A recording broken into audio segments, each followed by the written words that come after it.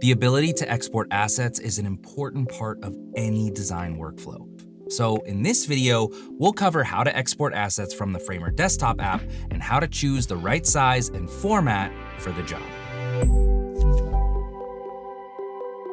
Now, before we get started, I want to point out that this feature is only available in the Framer desktop app.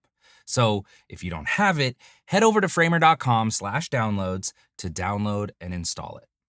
Great, so once that's ready, the first step is to select an item we want to export.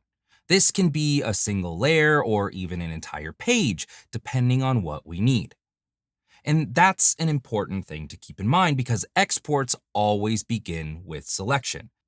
Once we've made our selection, we can head over to the bottom of our Properties panel to find the Export section. From here, we'll click the plus icon to add our export settings, and Framer gives us a few options to control the resolution of our asset upon export. A 1x export keeps the asset at its original size.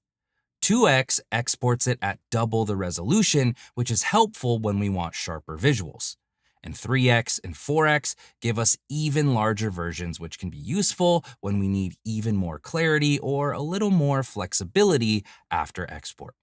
We can also use a few additional settings here to help keep our exports organized. For example, we can add a suffix to label different file versions more clearly, which is helpful when exporting the same asset at multiple sizes.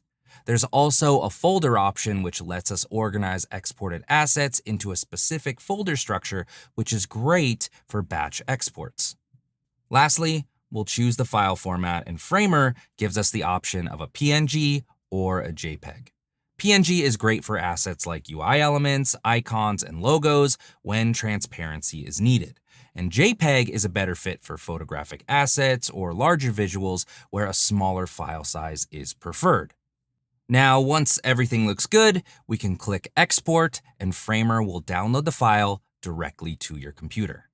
We can also export multiple files at once by selecting more than one individual element and then adding export settings. For example, if I select a few separate elements in the Layers panel and add export settings, we'll see an Export to Layers button appear.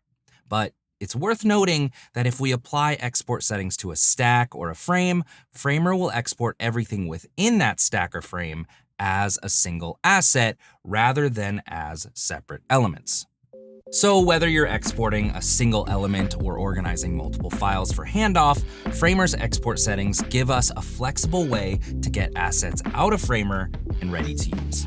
Thanks for watching, and I'll see you in the next one.